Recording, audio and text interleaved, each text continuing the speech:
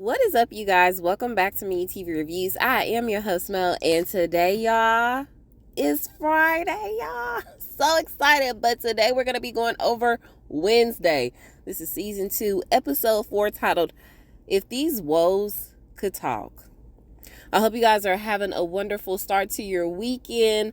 Y'all, please stay safe out there, however you decide to celebrate your extended weekend. Without further ado, let's go ahead, get into the synopsis real quick, and then we're going to get right into the episode.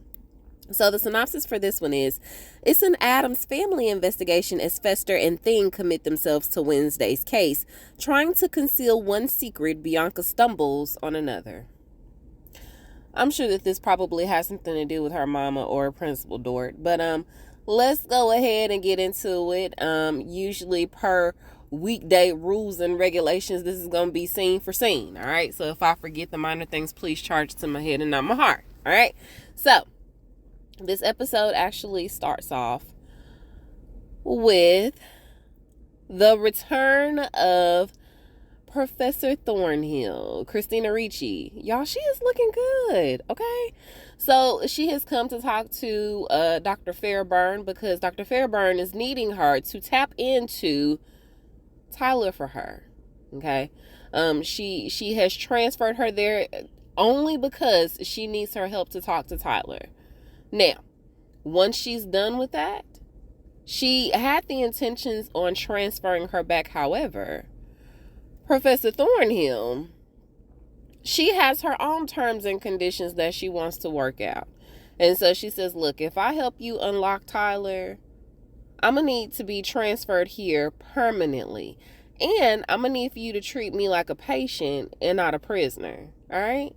And so Dr. Fairburn was like, girl, I wish that we could have came to a compromise, but that is no deal. So Thornhill was finna get ready to get up and walk away. And then she thought about it because she really did not want to go back. Because Dr. Fairburn was like, girl, I'm not finna play with you. You can go back to whence you came from. And not only that, but I'm going to tell them to put you in solitary confinement until your trial. She was like, okay, girl, I was just playing. I was just playing with you. See, why you got to be so serious?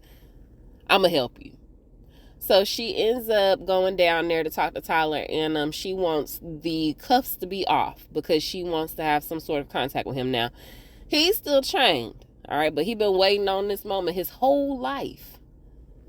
So, of course, she done got real close to the bars, and she's like, oh, come to mama. It's been such a long time since I got to see you. And he was like, girl, I've been waiting. I've been dreaming about this moment. And just as he said that, y'all, he grabbed her around the throat so quick. That's not funny. But I really did think that he was finna take her out right then and there.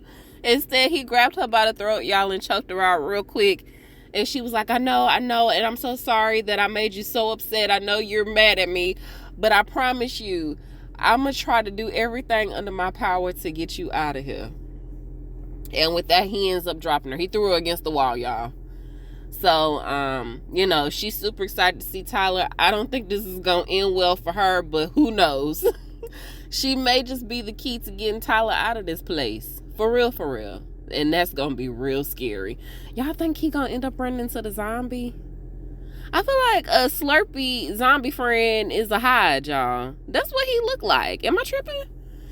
So over to Wednesday. Wednesday is at the cemetery, and she done busted up into this mausoleum because this is where all of the Willow Hill outcasts are resting. Okay, this is their forever resting place. So she done broke in there, and she done pulled out the urn of Patricia Redcar. Now, we know that she was one of the outcasts that was being looked into, or she was one of the outcasts that had passed away.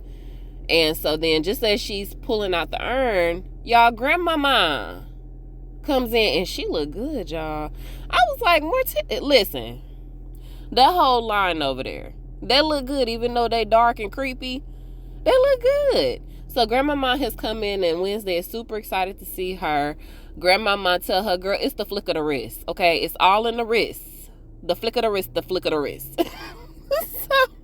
So She ends up opening up the urn for Patricia, and she has Wednesday, do a good swirl and sniff, like some wine or something. And so she was like, okay, what you smelling? And she was like, okay, I smell all these animals, deer, squirrels, a little bit of raccoon. But what I don't smell is human cremations. Human cremains. So, it seems like somebody has lied about these outcasts possibly being dead. I don't know if they are or not, but this one definitely ain't in his urn. So where is she?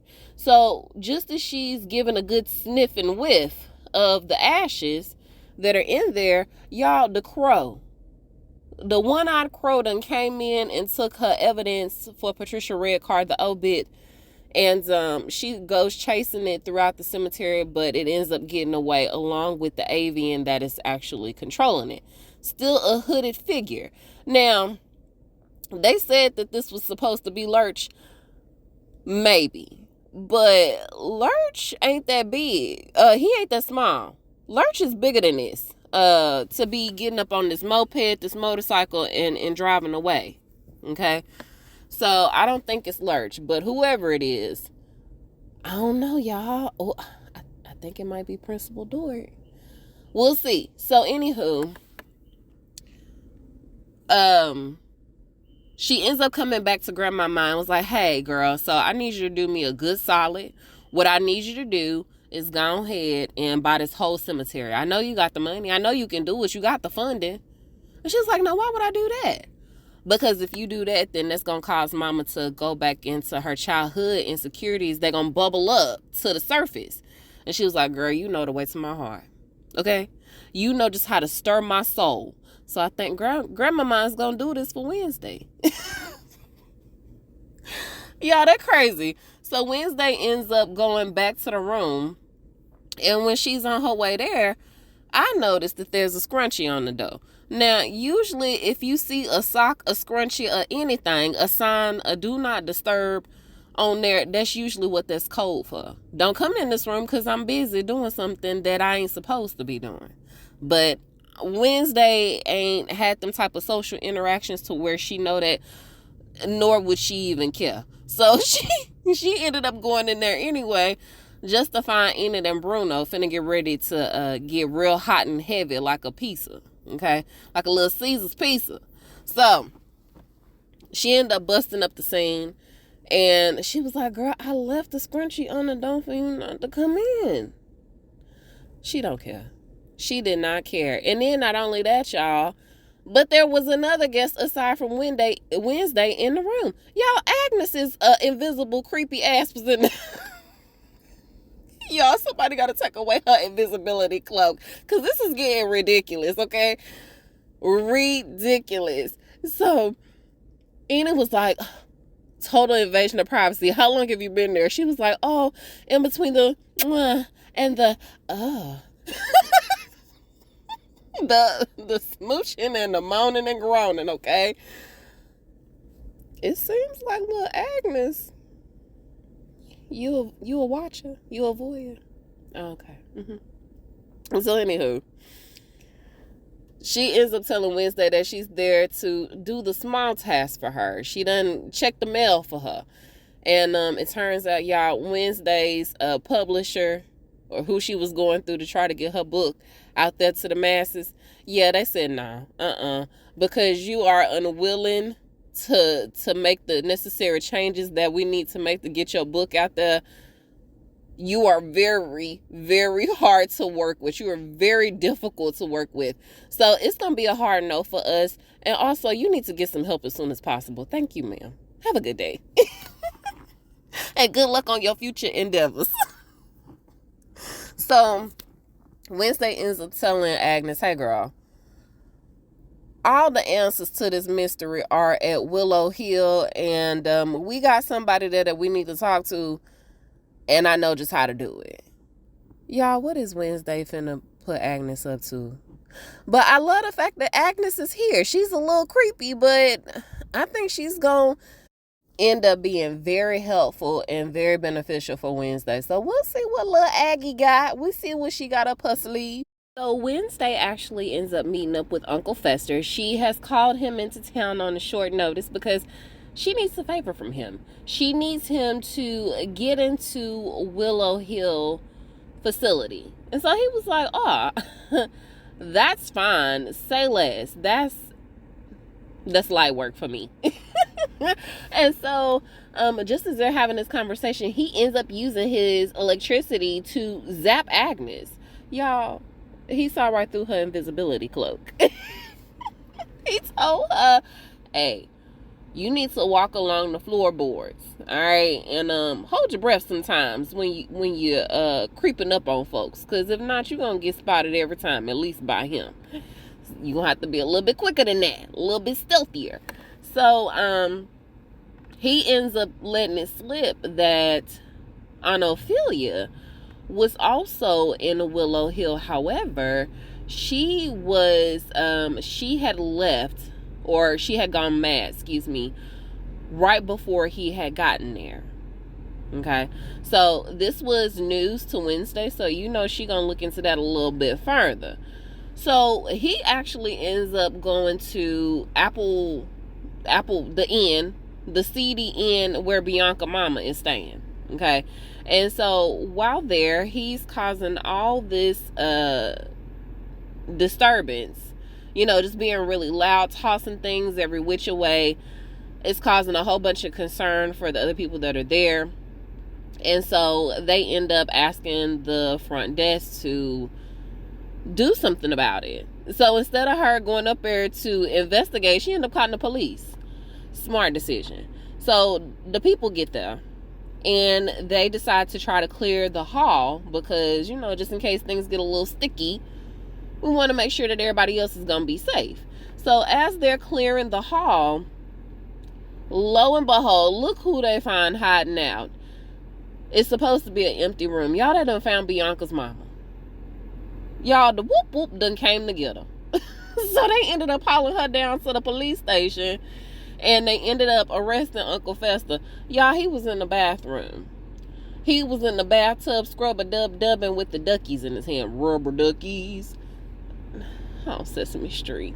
Anywho, so he had 2 rubber duckies in his hand, and so they end up hauling both of them down to the precinct. So turns out Uncle Fester got a whole bunch of different fake IDs and aliases across 30 states. And one of them happened to be in my neck of the woods. I said, Uncle Fester, when did you stop by to visit and you not let nobody know that you was in town? I'm just playing, y'all.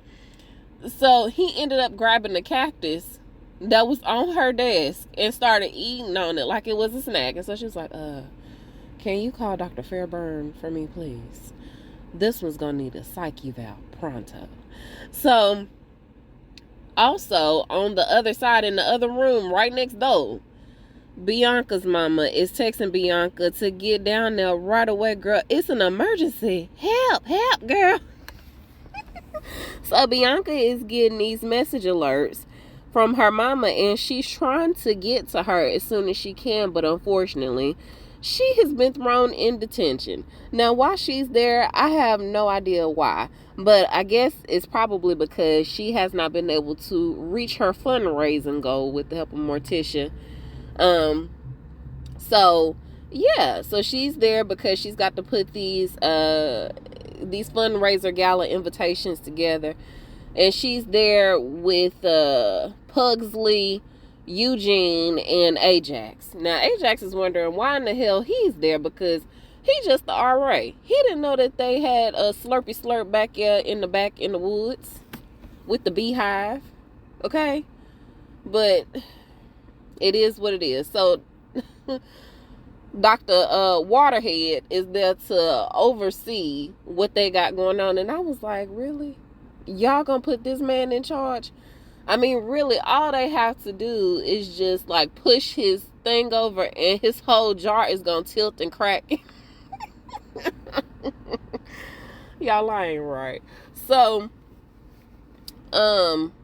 We go back to Wednesday, and Wednesday is there to talk to Morticia about why in the world Aunt Ophelia was at Willow Hill. And she was like, girl, that's for Grandmama to explain. That's not for me to do. And she was like, for you to be talking about how you don't want us to have secrets between us, you sure is doing a lot of withholding from me. I need answers, ma'am. And so she ends up telling her that her sister had been committed to Willow Hill after she had been found screaming in the quad.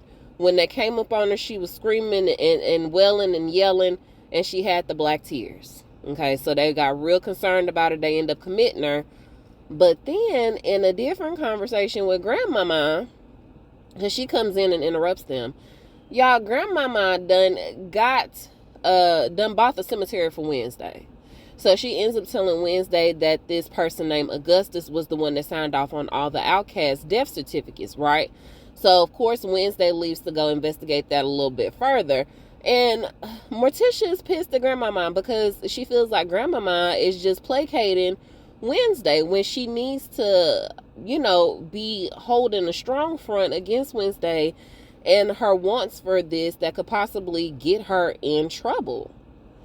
So Grandmama was like, girl, she is a growing girl. She's got to figure these things out, and you just trying to keep her from reaching her full potential. She was like, no.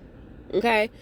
I'm the one. And then she kind of like brought it back around to her and Ophelia, and how Ophelia was always the one that Grandmama just let Ophelia do whatever she wanted to do. Meanwhile, Morticia was the one that really tried to abide by Grandmama's rules and really wore whatever Grandmama said to her on her sleeve emotionally.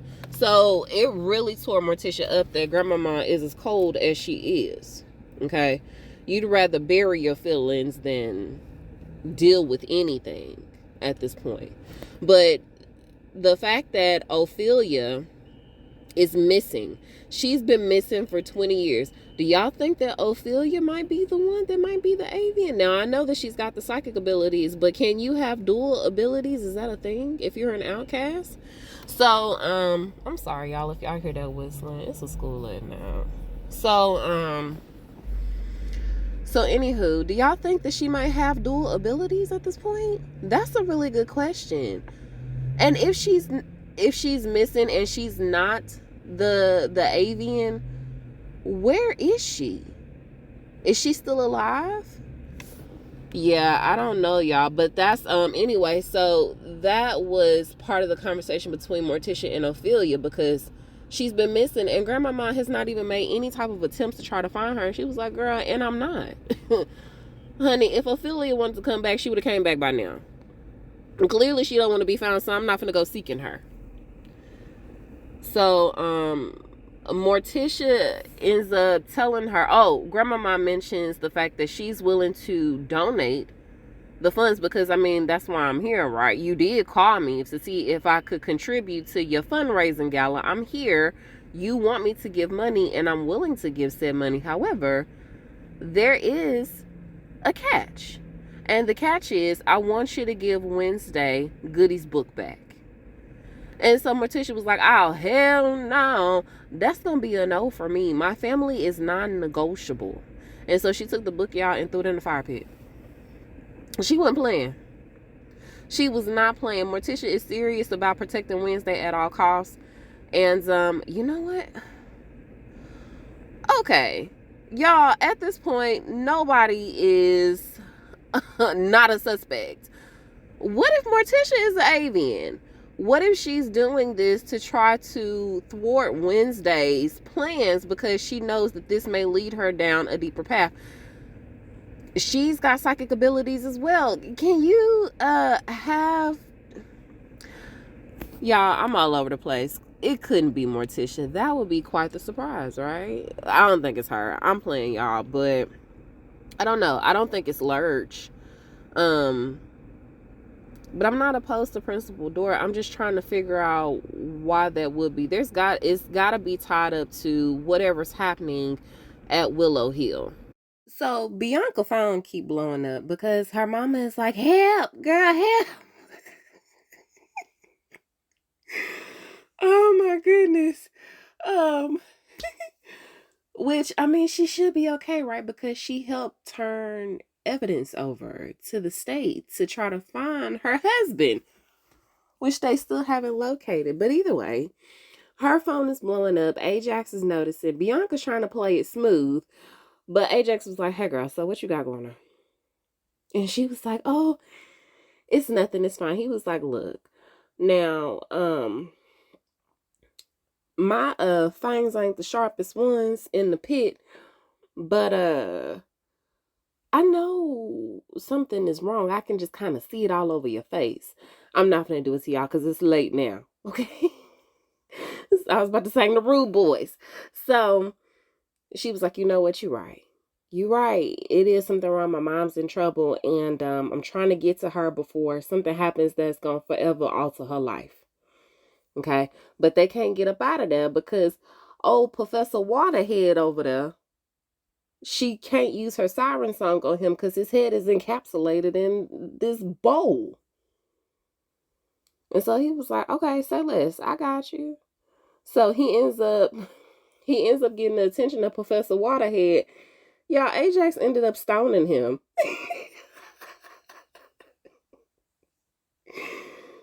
Oh shoot, which I wonder how that works because he's in water. But anywho, that's neither here nor there. So Eugene and Pugsley are like, okay, cool, we can get up out of here. We can go help y'all on the mission. And she was like, oh nah, you can't come. She ended up using her siren song and told them to finish up them invitations. Get to work. So they ended up leaving right now. Fester, Uncle Fester, he is at the facility and he's talking to Dr. Fairburn. And Dr. Fairburn is just trying to see how he came to be it with all these different multiple identities and all the things. He got a whole bunch of passports. He got all these different driver's license. He got it was like Festa, Fiesta, something like that. So he just all over the place. Now, he says that he's loved Willow Hill ever since he was 10 years old. Okay, because that's the first time that his parents dropped him off. But see, his parents used to call him special all the time. Okay, she had called him something else, and he was like, "Nah." The parents used to call them special kids back in the day, the ones that you didn't really want to be bothered with, the ones that was kind of hands off, right? That was problem children. So he said that his parents dropped him off when he was 10, and he just really loved the feel, the coldness of the straitjacket. And he loved the fact that they did like the electroshock therapy on him. Yeah, he loved all of that. He is having the time of his life over there. Now, he did a little painting. He's sitting up there trying to, get the names. He's asking people, do they know a lady named Lois there? He asked a person that didn't have a face, have they seen a lady named Lois around there? He probably wasn't the right person to ask. So then he ends up going to lunch, right? They have lunch or dinner, whatever. And the lunch lady, part of her name tag is like smudged with spaghetti because, that's on the menu for today. And apparently she's not too tidy. She's a messy one. So she has some spaghetti covering up bits of her name tag. And so it kind of looked like her name might be Lois. But when he gave her the eyes, she understood. And so she ended up going into the closet, pretending like she was finna go look for something. Y'all, he followed her in now. And by this time, the romantic music was playing for him. Okay, he had seen googly eyes when he looked at her. And so by the time he got off in there, he was trying to get the real name. Y'all, her name is Louise. But it don't matter. Lois, Louise, you'll do for now. They start bumping faces. Okay. So Uncle Fester might be in there for a real long time if he done found the love of his life. And who knows, Louise might actually be able to point him in the right direction to actually find Lois. So, back at the school, Enid is kind of just like playing it from the sideline, enviously looking over there at Wednesday and Agnes. Now they're trying to come up with a game plan because Agnes done got the information and the blueprints for Willow Hill, right? And so she ends up giving her a little bit more information about Augustus and how he was a professor for so long and he did all of this work and then he ended up becoming a patient at Willow Hill himself. The irony, right? So she's game planning with Agnes, and like I said, Enid is getting jealous, and Bruno's like, why don't you just say something? You know, if your feelings is hurt, just go over there and talk to her. That's your friend, right? So she was like, yeah, you're right. So she went over there and she was like, hey, look, I get that I said I didn't want nothing to do with like life or death situations when it pertains to like your little murder mysteries and whatnot, but I mean, I can still help you do little stuff. You know, it ain't got to be nothing big or nothing like that. But I'm just feeling left out. And she was like, well, you was the one that said that you wanted to be more involved with your wolf pack. Okay, I'm trying to give you the space that you asked me for.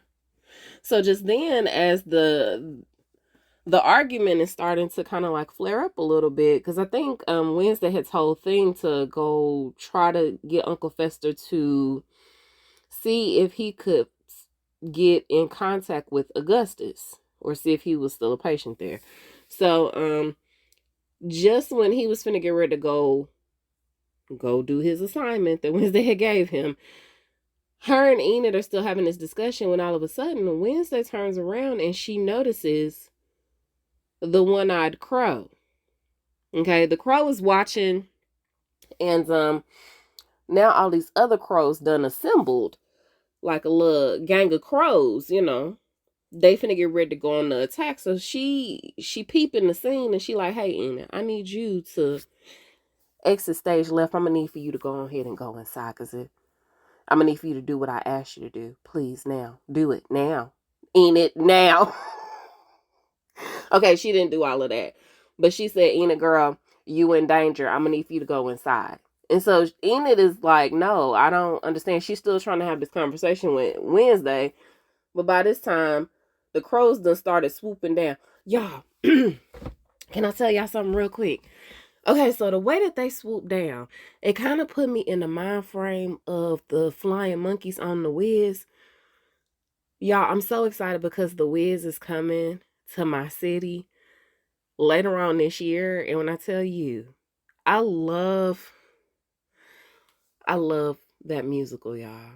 I just love it. So they started flying. It kind of put me in the mind frame of that real quick.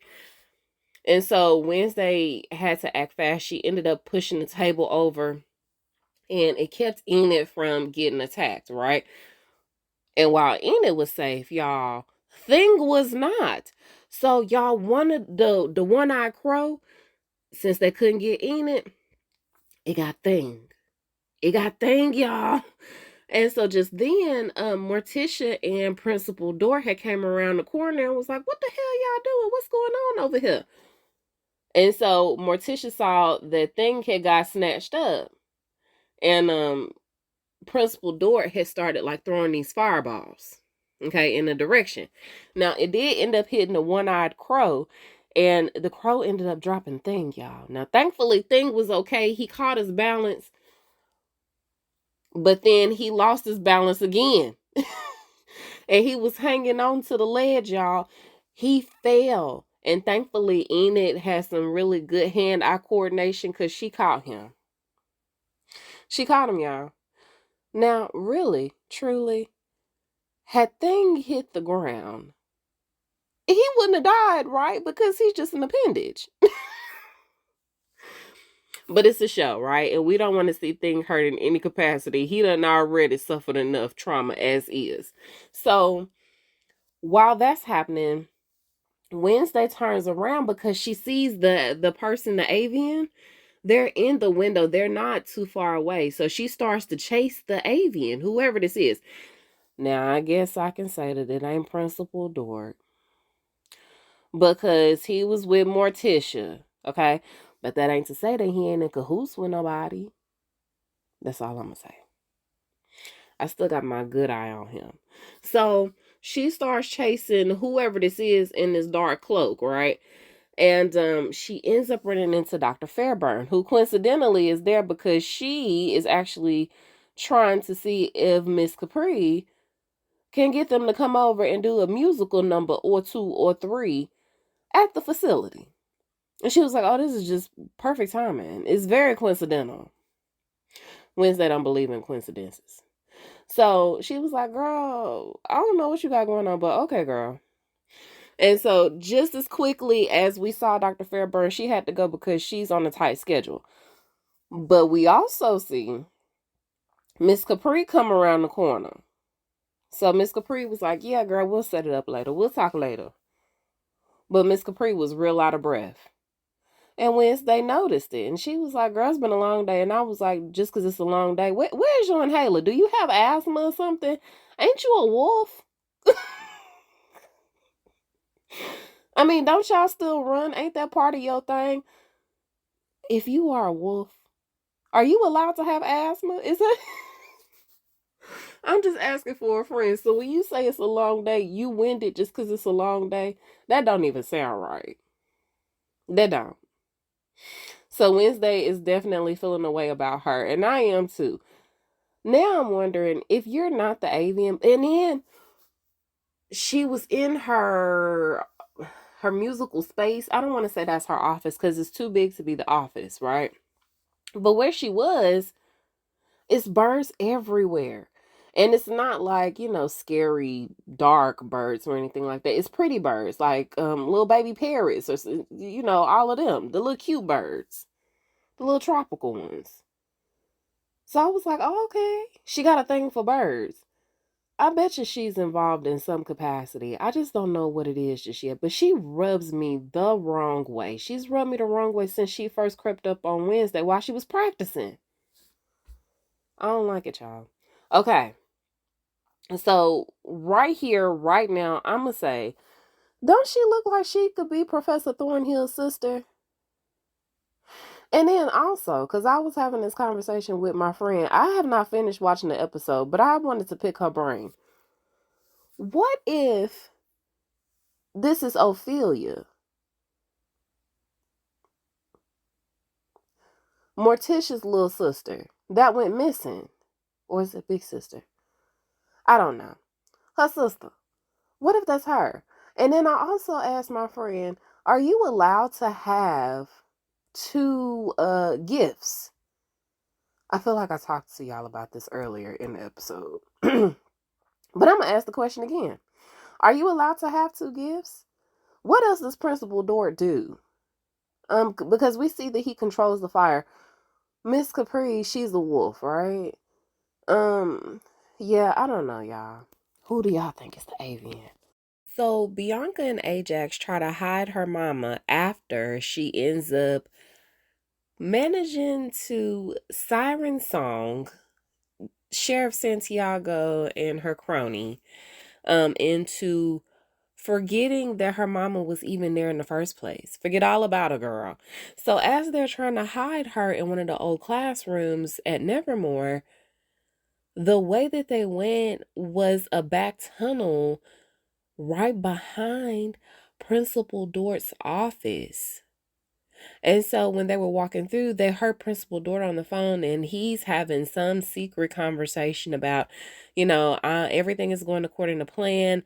Have I ever let you down? I'm not going to, disappoint you, whatever. So Ajax's phone ends up going off, and this catches the attention of Principal Dort, right? So they managed to hide just in time, but he's definitely up to something very shady, I'm sure. So then we go over to, let's do Uncle Fester. So Thing has been given his assignment to go tell Uncle Fester to find Augustus, right? So he ends up finding Thing while he's while he's at lunch. And so Thing gives him the assignment to go find him, and he ends up talking to the security guard about Augustus.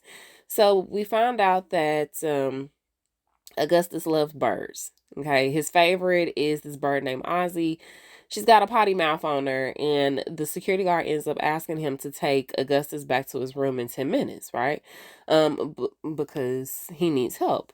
Now, apparently, he goes out to like this bird sanctuary in the middle of the quad, or the center, if you will, a few times a week.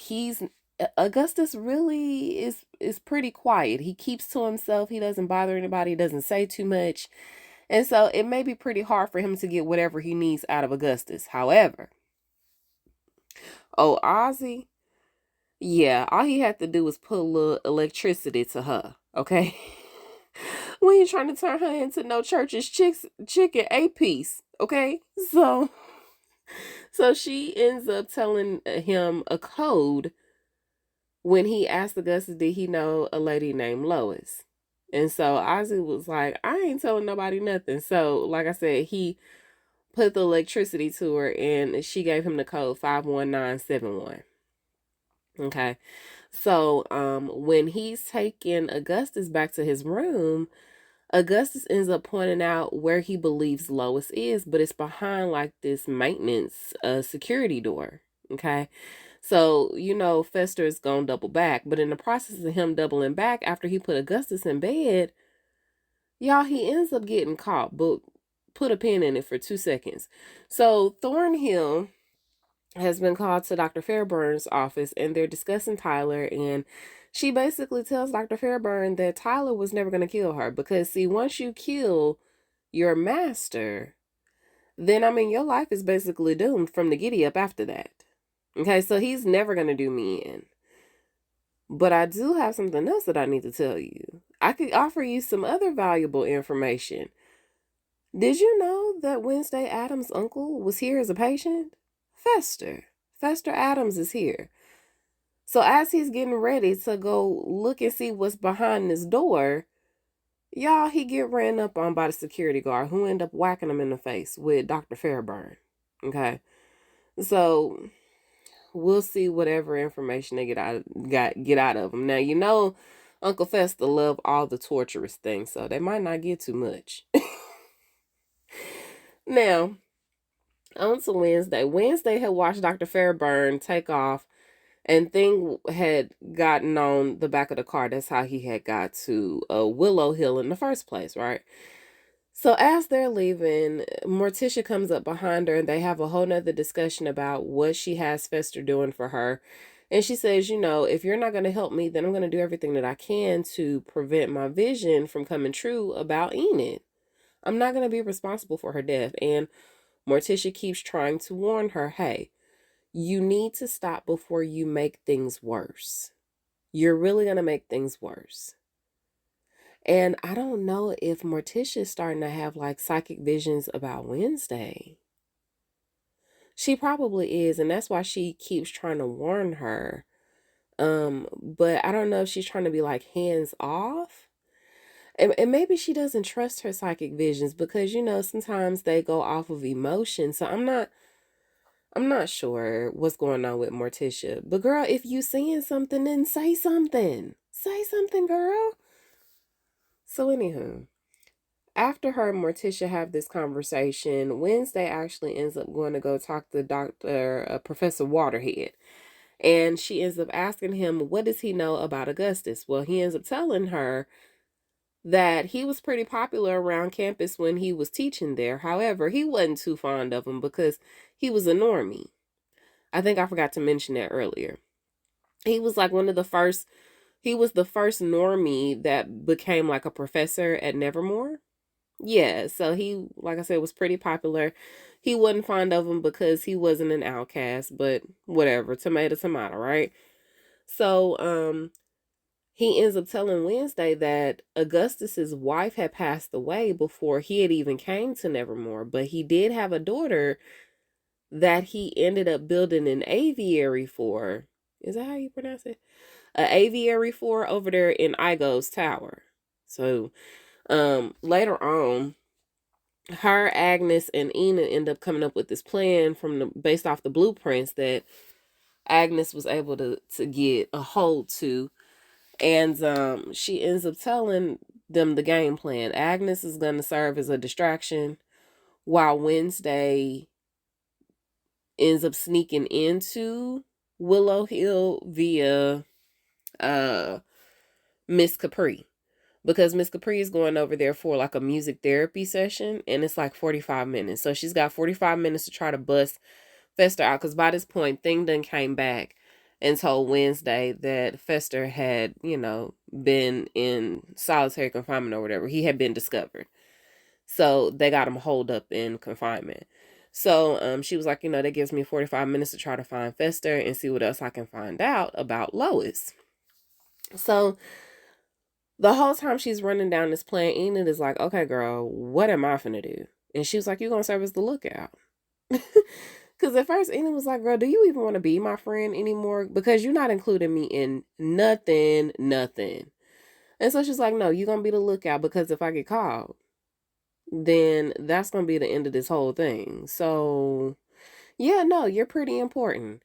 So we do see her sneak into the back of Mrs. Capri's car, while Agnes ends up knocking on like the security door, and she sneaks in there as well, and Enid is serving as the lookout. So we'll see what happens, y'all. Poor Enid. Girl, she just trying to save your life. If only you knew what Wednesday was going through to make sure that you was going to be okay, girl.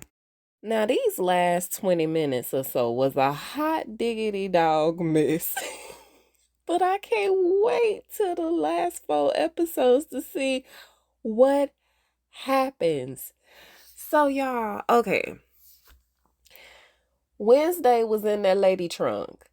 And, of course, we know that Agnes had snuck into the security booth. Now, how that security...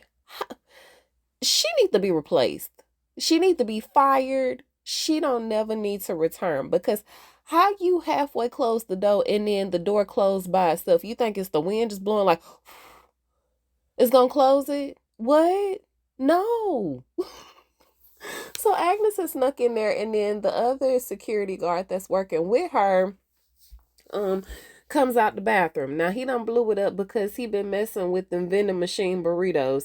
Why would you do that to yourself? Why would you do that? Unless you finna get ready to go home. You see what I'm saying? Then you can toot it up on the whole way home.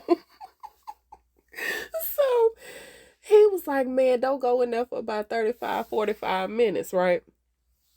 So he goes out there and he's finna get ready to check old lady's trunk. And so just when he finna get ready to discover Wednesday hiding back there, y'all, Agnes done set off some dynamite. Done blew up the toilet, and so now they end up just letting Miss Capri go through, because she ain't trying to be late for her therapy session, and they got to figure out what the hell he done did to the toilet. So they just let her go on and go through. Now, Wednesday ends up getting helped in. She gets let in by Fester's little boo thing, Louise, right? So Louise ends up taking her, allowing Wednesday to get on this food cart, and she ends up snagging the security guard's, his badge when she's finna get ready to go back there to try to feed, the people that's on solitary confinement. Side note, I forgot to tell y'all that he is on solitary confinement, y'all. But Fester got a roommate. His roommate is Slurpee friend. So he in there, right? And Wednesday goes in there, and she's gonna get ready to bust him out. So they disregard old Slurpee friend, but as they're leaving out, they leave the door open, and Slurpee friend just keep on pulling at the chains. And just like the ones that was in the beehive at Nevermore, the chains done loosened up in the wall. So Slurpee friend is finna get loose. So as her and Fester are finna get ready to try to get into the room with the code, they end up no, they don't pass them just yet. Thornhill is also being escorted down the hallway. She's gonna get ready to go wherever, back to her room or something like that. So she's talking about how Dr. Fairburn needs her. She's the only one that can help her with Tyler, this, that, and the third, right? When out of nowhere, and it's, y'all, the way that he popped up. If y'all ever watched the movie Creep Show, like one of the old school Creep shows, not the newer ones. But the way that they do the lighting when something bad happens, matter of fact, it was a particular, I can't remember if it was a movie or if it was like an episode. I think it was the movie. So, anywho, they had this one story that they were telling that had these people, like these seaweed monsters or sea monsters or something, coming out the water. The way that the lighting showed up on Slurpee, it reminded me of Creepshow. Not to be confused with Tales from the Crypt. Okay? Creepshow. They were both good. I like Tales from the Crypt better, but Creepshow was also good as well. So, anywho, it reminded me of that particular story. So, he popped up out of nowhere, y'all. The light turned a whole different color on his face, and he started going to town on one of the security guards that was escorting her. Now, our black friend, the black security dude, he was there as well, and he got ate up too. Got ate up. So as Professor Thornhill sees this as her opportunity to get away, she's running down the hallway when she passes Wednesday and Fester. So they're, they lock eyes for a second and everything slows down, but they don't have time to think about her. They have to get to Lois. So Fester ends up putting in the code and they find like this secret bookcase, right? They pull the bookcase back and it leads down to this stairwell. So on the wall, if you shine a light on it, it spells out the acronym LOIS, which stands for Long-Term Outcast Integration Study. Something like that. Okay, but this is Lois. It's not a person. It's a program. And so they get down there and they start looking into all of the rooms, y'all. They end up finding Patricia Redcar amongst other outcasts that have been down there for decades. Okay? These are some of the same outcasts that she read obits about. And so she gets to the last room and we never find out this particular outcast name. It's a girl. It's a lady. She's got long hair. She's very quiet, and she puts you in the mind frame of the creepy villain in The Grudge, the creepy girl in The Grudge. That's what she's giving. Okay? But with a little more color. So, a lot more color, actually. So, we don't get her name, but y'all, why do I have the feeling that is Ophelia? That's probably Ophelia. So, just as they're finna get ready to try to see if they can free everybody, y'all, Dr. Fairburn's assistant, the lady that was driving her around earlier, Judy, y'all, she has revealed herself to be the avian villain. She is the one that's controlling the one-eyed bird. So she ends up telling them that Augustus is her dad, and he loved the outcast so much that he wanted to study them, right? Because he wanted to be one. And unfortunately, I guess he didn't get all the powers that he was supposed to get, but because she volunteered herself to be a test dummy for him, or a guinea pig, she was actually able to gain the ability to control birds. And so she's been doing that for quite some time. And she was like, Dr. Fairburn is just the face for what I do. Okay. She actually works for me. I call the shots. So I was like, okay, Judy. I did not expect her. Side note, all all of these other movie themes that keep popping in my head. Judy played on Scream 3, y'all. That, if you are familiar with the Scream franchise, that was Randy's little sister. She was on we didn't see her in Scream 2, I don't think. But she was in Scream 3 when Sid had went back. So anywho, y'all, I'm all over the place. So anyway, she's revealed to be the avian villain, and Uncle Fester ends up using his electricity, and he jolts the floor, which causes like this major power outage throughout the entire facility. Right now, as that was happening, Miss Capri had went in and started doing her musical therapy session. She started playing on the piano versus actually talking to them about music. Y'all, why was it somebody in there? It was an extra. It was an extra in the session. Y'all, he looked like Jonathan Majors.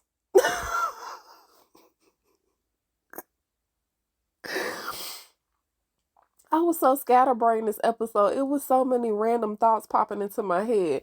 So, as the lights went out, Dr. Fairburn ended up grabbing Augustus, right? And she was like, "It's okay, Augustus. It's okay, Gussie Pooh. I got you. I'm going to go ahead and make sure you get to a safe spot myself." So they ended up going to her office, right? Well, when they got there, y'all, Slurpee friend came out and he ate them. He ate Dr. Fairburn. And then after he ate Dr. Fairburn, we learned that he gained his ability to talk again. He is regenerating like the mummy, y'all. Do you hear me? So, before he went to town on old Gussie Poo, he was like, "Hello, my old friend. Hello, darkness, my old friend. What's up, Gus? I ain't seen you in a while." Chomp, chomp, chomp, chomp, chomp. So Gus is gone, y'all. Gus and Judy. The outcasts had been set free down there once the power had went out.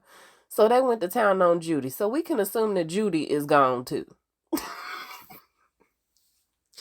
So Fester had went with the outcasts up the stairs as they was chasing Judy off the premises, right? And shoot, Wednesday stayed back to help who I believe is Ophelia. So she's walking her through, right? Put a pinpoint in there. I'm sorry, y'all. So Professor Thornhill, now that the security dude is gone, she done got whatever key she needed to get to try to go free Tyler. So she goes down there to free Tyler, and she was like, "See, I told you, mommy would come back and save you. I was going to come back for you, you know." And so he was like, "Girl, see, the thing is, you were my master. Okay? I did love you. But you not my mama, girl. Quit saying that." So he told her, "I loved you. I loved you so much, in fact, that I'm going to give you a 5-second head start." She looked at him in utter disbelief, like, "Are you kidding me? Yeah, girl, you thought you was above reproach. You are not. Death comes for all of us, and your time is up." That's what Tyler said. So he looked at her, and y'all, when I tell you that scene was so creepy, like, oh God, it gave me chills. Tyler looked at her and was like, "Run." And I was just waiting on the music to play, y'all. I'm sorry. So she turned around and she took off. Now, mind you, she unhooked him in his cell. I was like, "Girl, why you just didn't close the door behind you? Close all the doors behind you." And then the crazy part is, instead of her ducking off into one of the other rooms, because he not finna go room to room looking for you. Let's just be honest, right? Instead of her ducking off into one of the other rooms, she doing like this tiptoe ass run in the middle of the hallway where everybody can see you. You not even zigzagging. You ain't trying to duck and dodge behind no brick. You ain't trying to do nothing, girl. She deserved to die. She did. So Tyler found her. He caught up to her real fast, like Michael Myers in all the movies. And he did her in. He clawed her up. He gave her 3 claws. He didn't bite her or nothing like that. He just clawed her up in her midsection. And then he threw her. Threw her to the ground. Y'all, she was dead. Okay? So let's go back to Wednesday. So Wednesday is ushering along our loner outcast. Okay? TT Ophelia. And she ends up being spotted by Tyler. Yeah. So she was like, girl, go. Go, girl, go. Now, when the power had went out, when Wednesday was going over the plan with Agnes and Enid, she told her that if something went left, Enid was the lookout. So you need to call the Sheriff Santiago and tell her to get down there pronto, right? So Enid didn't already made the phone call when the lights went out. So then Tyler ends up seeing her, and he walked up to her. He ran up to her and like walked up on her, and she's looking down. She's looking up at him like, let's just go ahead and get this over with. So then we saw Fester and them. Y'all, Fester ended up tonguing down old Luis. He was like, girl, out of all the people that I done used, you are my favorite. I was like, I did not want to see that. I literally covered my screen with my hand because I didn't want to see it, y'all. It was disgusting. But I'm glad that Uncle Fester found love. Hopefully she'll be there when he come back, because he's definitely coming back. So back to Wednesday, y'all. I'm sorry, that was another random side note. So she ends up getting pushed through the window. She gets thrown out the window, y'all. And she hits the ground really hard. Really hard. And so she was like, you know what? I always thought that, I would be glad to stare death in the face like this, but the only thing that I could really hear in my mind right now versus celebrating what is happening is my mama's words talking about how things could be much worse, how I made things worse, so much worse. And that's the way the episode is, y'all. So it makes sense now that Tyler might actually do Enid in.